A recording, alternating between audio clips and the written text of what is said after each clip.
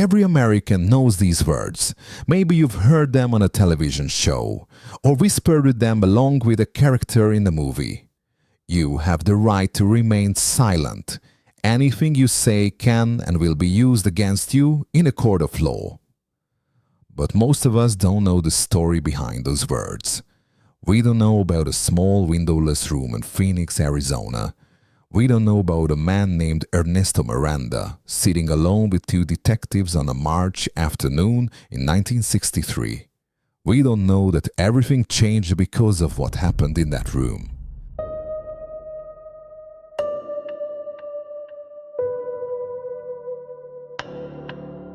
The Phoenix Police Department looked like every other police station in America in 1963.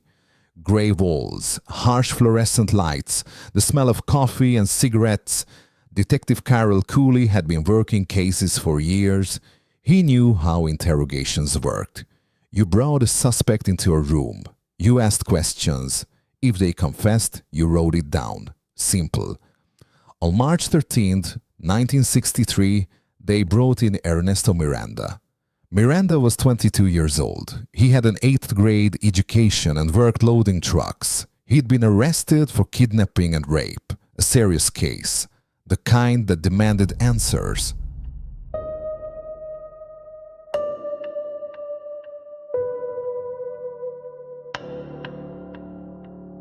Detective Cooley and his partner sat across from Miranda in that small room. No lawyer. No warnings about staying silent. No mention of constitutional rights.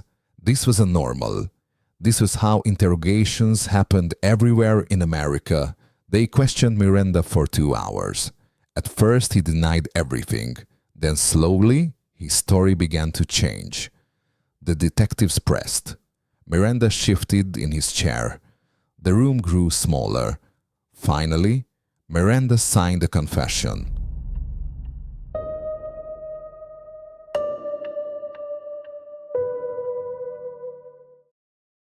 At the top of the paper, someone had typed a paragraph. It said that Miranda understood his rights and that his confession was voluntary. But no one had explained what those rights actually were. Miranda couldn't have known that his signature would change American law forever.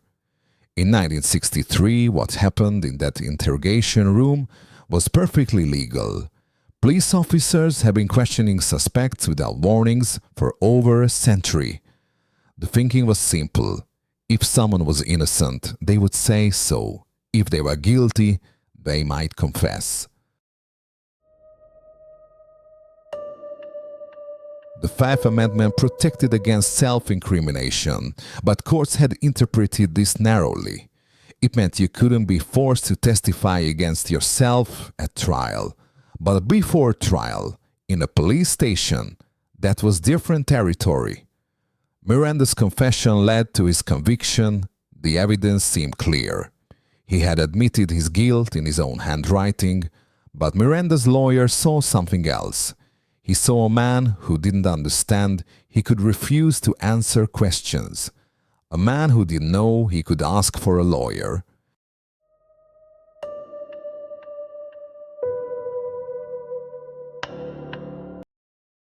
The lawyer appealed the case. He argued that Miranda's confession shouldn't count because Miranda never knew he had the right to stay silent. The Arizona Supreme Court disagreed. They upheld the conviction, so the case went higher, to the United States Supreme Court. The Supreme Court in 1966 was led by Chief Justice Earl Warren. This was a court willing to examine old assumptions, to ask hard questions about fairness and constitutional rights.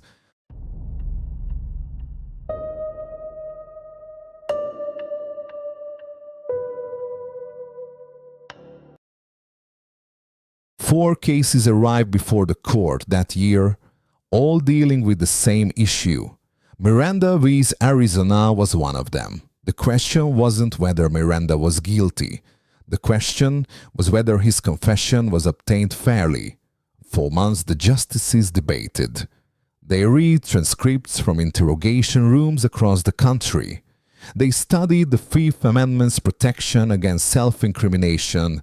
They considered what it meant to have a truly voluntary confession. Some justices worried about handcuffing police officers. Others worried about protecting people who didn't understand their rights. The court was split. The decision would be close.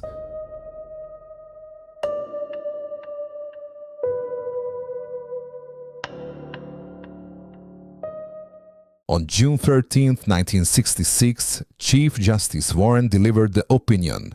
The court ruled 5-4 that Ernesto Miranda's confession could not be used against him, but the decision went much further than just one case.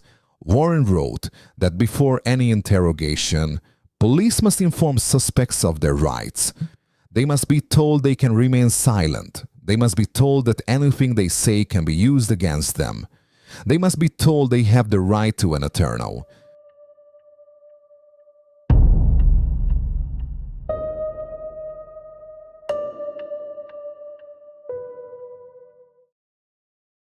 If suspects cannot afford an attorney, one must be provided. And if suspects choose to remain silent or ask for a lawyer, questioning must stop immediately. These became known as Miranda warnings or Miranda Rights.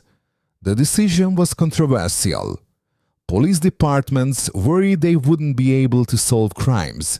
Critics said the court was protecting criminals at the expense of victims. But the warnings became law.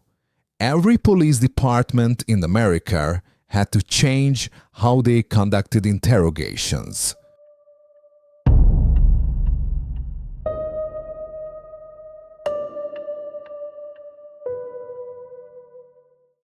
The change wasn't immediate. It took time for police officers to adjust. Some resisted, others worried that no one would confess anymore. But something interesting happened. People still confessed, they still answered questions. But now at least, they knew they had a choice. Ernesto Miranda himself was retried without his confession. The prosecution used other evidence. He was convicted again. Years later, Miranda was killed in a bar fight. The police arrested the suspect. Before questioning him, they read him his rights. The rights that now bore Miranda's name.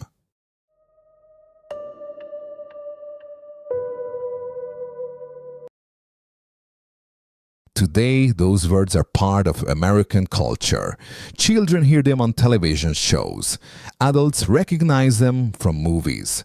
But behind those familiar words is a story about a single afternoon in Phoenix, about a man in a small room who didn't know he could say no, about how sometimes the law changes not because of great speeches or dramatic trials, but because of ordinary moments that reveal extraordinary unfairness.